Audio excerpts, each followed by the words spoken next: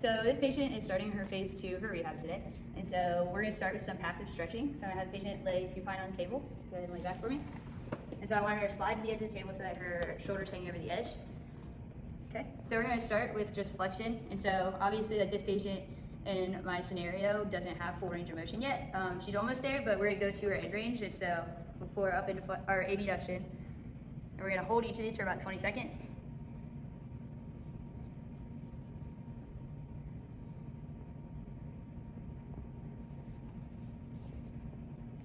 And then we're gonna do her internal and external rotation at about 35 degrees because she's limited and she's not supposed to go up past 90 right now. But as she progresses through her phase 2 and gets closer into weeks 8 and 10, she'll have her full range of motion by then and she'll be able to go to her full end range. And then we're gonna do her cross arm adduction stretch as well. So we're gonna bring her here, we're gonna push, and then we're not gonna do shoulder extension yet until week 8. We would do shoulder extension, and that would just simply be in the exact same position and pushing our arm down into the floor. So you go ahead and roll onto your side, facing this way. And so now she's gonna do sleeper stretch. So this patient is gonna try to promote internal rotation. So they're gonna have their arm laying perpendicularly out in front of them. And then they're gonna bend their elbow. And so you're gonna use this arm to pull this hand down into the table until you feel it stretch, but you don't want it to become painful. And so she's gonna hold that for about 20 seconds as well. Then let me have you go ahead and stand up for me. All right, so now we didn't have a wand readily available. So this patient is gonna do wand exercises with a femur. Here you go. So what the patient's gonna do is you're gonna go into shoulder flexion to your end range that's not painful. So holding the femur in your hand, you're gonna use your non-injured side to push your arm up out in front of you using the bone. There you go, good. And so this is getting a stretch, but it's also starting to incorporate her range of motion because we're about to progress her into her range of motion exercises. So now you're gonna go out to the side, so using your uninjured arm, come up across your body. Okay, and she's gonna do each of these and you stretch in 3 sets of 10. Then grab with this hand, and so now pull across your body with your elbow bent by your side, right here, and then pull across. And so now she's pulling herself into internal rotation, now push out, and push yourself into external rotation. And then we're not gonna do shoulder extension at this point in her phase 2, but again, once you get closer to week 8, week 10, she can go and start pushing into extension. Just kidding, that's a lie. She can do extension at week 6, which is next week. So she'll be able to do those by the time we get there. Now we'll start your range of motion exercises. So to start, she's basically just gonna do what she just did, except on her own. So she was at her active assistive range of motion towards the end of phase 1, and we were gonna start to progress her into her active range of motion. And so we would probably do 1 more week of active assistive range of motion, but by this time, she's gonna be doing it on her own. And so she's gonna do exactly what she just did, except herself. So just simply bring your arm up out in front of you until you hit your end range that is no pain. And you're gonna come back down. And you're gonna come out to the side and down.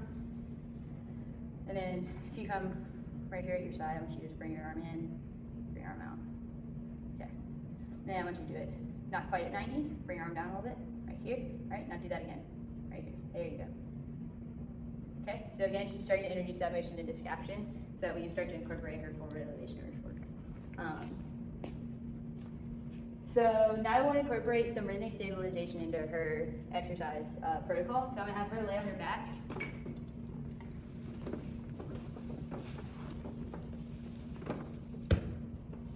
And so to start, and towards the beginning of phase 2, she wouldn't have anything in her hand. So I'm gonna hold her, have her make a fist up towards the ceiling. Okay, so again, start, she's not gonna have anything. So we're gonna leave this here. And all I'm gonna do, I simply tap her arm into different directions. And if I think this is too easy for this patient, I'm gonna have her close her eyes. So now she can't actually tell which direction my motions are coming from. And then once we wanna get closer to week 6, we're gonna give her this ball to hold on to. So now, with the ball in her hand, we're adding a little bit of resistance. And I'm just gonna tap. And then again, when I want to make it harder, I can have her close her eyes, and then also increase the weight of the ball that she's holding. So have her stand up for me. She's going to do kind of again the same concept in a way, except we're going to do it out in abduction instead of up here in flexion. So she's going to be out on the side on the wall, and I'm going to do the exact same concept, just tapping the ball around. So go ahead and hold this. Here's the wall, and I'm just going to move the ball in all directions. And I can have her close her eyes, look away. She can't see where it's coming from to make it harder. And again, increase the weight of the ball to make it even more challenging on the patient. Let's do some. Okay, so now that she can start to begin her more advanced strengthening exercises, we're going to have her just holding an isometric hold for her eyes, Ys, and Ts. So go ahead, lay on your stomach for me. I want you to hold this dumbbell in your hand, and you're going to hold it out in front of you, over your head, laying down. Okay? So the patient's just going to hold this position. She's going to hold this for about 20 seconds, and then she's going to relax. And then for her second one, she's going to come out here. She's going to do it again. She's going to hold this. She's going to hold this for 20 seconds again, and then she's going to relax and come out to the side, hold it out here. She's going to do each of these 3 times for 20 seconds. And then as she progresses through her phase 2, it's closer to weeks 8, weeks 10, and 12. That takes one more time for me. She's going to do the exact same thing, so she's going to incorporate some motion into it. So bring your arm out in front of you, slide forward on the table just a little bit. There you go. So now I want you to go down and come back up. Okay, so she's going to do this. She's going to do 3 sets of 10. And then you're going to do it out in your Y, so out here to the outside, about right here in scaption. So then you're going to do it again. And then she's going to do T's, so then out to the side completely, right there. And again, this is probably going to take place closer to weeks 8, weeks 10, once you can start to progress into more advanced exercises.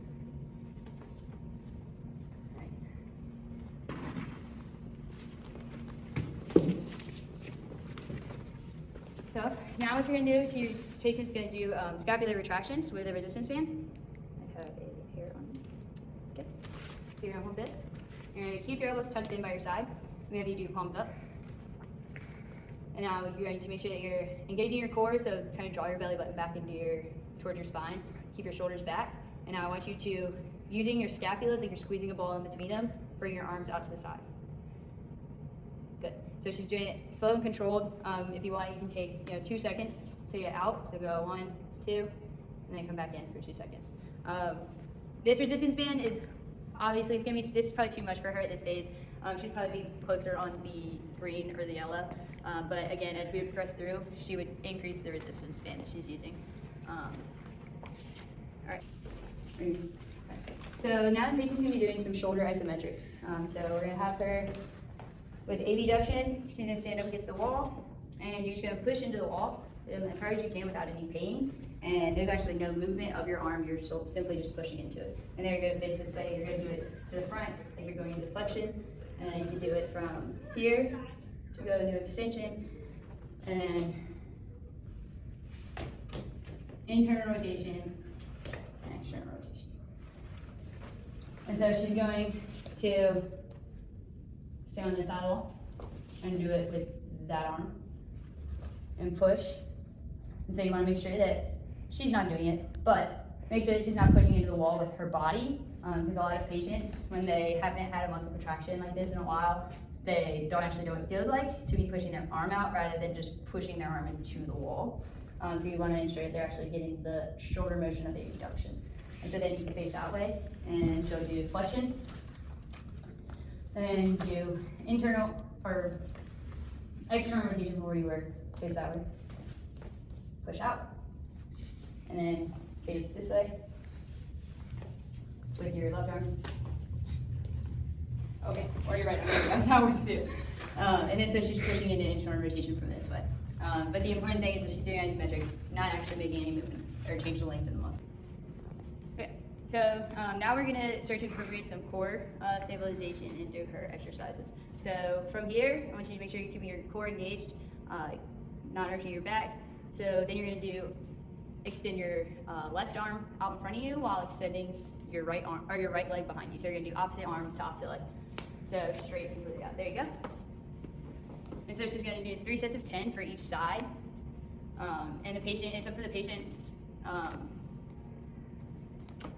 it's up to them on whether or not they want to alternate with each rep, or if they want to do 10 from each side and then do 10 from the other side. So if you guys stand up for me, Bailey. You're going to come over here to the wall. So now the patient is going to be doing some wall slides. So facing the wall, you're just going to apply pressure into it while sliding your arms up and then back down. And so you can control how much resistance you're putting by how hard you're pushing into the wall. And so it's just going to be a slow and controlled manner going up and down. I could give her a count. So I could say, it takes 3 seconds to get all the way up to the top, 3 seconds to get back down. She can have a 2-second hold when she gets up to the top, just to kind of incorporate some elevation and some forward flexion of the shoulder. So now the patient is going to do weighted dumbbell internal and external rotation. So with a towel, we didn't have a towel, but with a towel tucked under her arm, she just slow and controlled, bring your arm out into external rotation as far as you can go, and then slowly control, bring it down. So you want to make sure the patient isn't dropping the dumbbell or just letting it fall. You want to make sure they're getting that eccentric control as well. And then we would have her flip over and do the same thing with internal rotation. So now if you guys stand up for me, over here. This patient is going to start their push-up progression, and as they go through phase 2, so towards the beginning they'll be on the wall, and as they go on they'll progress to a higher angle on the wall, and then the table, and then their knees on the floor, and then a regular standard push-up. From there, once we get into your plyometrics and more advanced exercises, we're going to add both through ball or an unstable surface to her point of contact. So go ahead, get in a push-up position, up on the wall, with your feet not too far behind you, so that you're kind of really just getting straight up, and then you're just going to push down and push up. And so she's going to do 3 sets of 10. It's important that this patient is communicating with you any pain that they might be feeling, because if they're feeling any pain during these exercises, then they need to go back in their rehab to less advanced motions. And then the last exercise this patient will do is going to be second to last exercise you guys are going to do. It's going to be just ball taps on the wall. So she's going to be out here to the side and just simply tap up on the wall with the ball. And so she'll probably do this for about 30 seconds, for 3 times for 30 seconds. As she progresses throughout this phase, we can increase the weight of the ball, as well as begin to incorporate her with throwing into trampoline for a bounce back. And then the last thing you're going to do is you're going to have the patient go ahead and just get into a push-up position. She's going to get a push-up position. So this is probably going to take place around like week 8 or so. She wouldn't do this at the beginning of phase 2, but once they get to where their strength needs to be, they're going to go into a push-up position and they're just going to hold it. They're not going to do any push-ups, they're just going to hold it. And from there, once that becomes too easy, they'll, along with progressing their push-up plus, they will start to incorporate shoulder taps. So I'll have her in her push-up position and she will tap to opposite shoulder. So Bailey, go ahead and hop into the push-up position. And then you're going to bring one hand to this shoulder, one hand to this shoulder. Okay, you're going to relax. And so when you're stretching your patient, I do this, you want to make sure that they're keeping their core engaged and that they're not wobbling too far side to side. If it's too hard, you can have them drop down onto their knees so they can do it on a table. This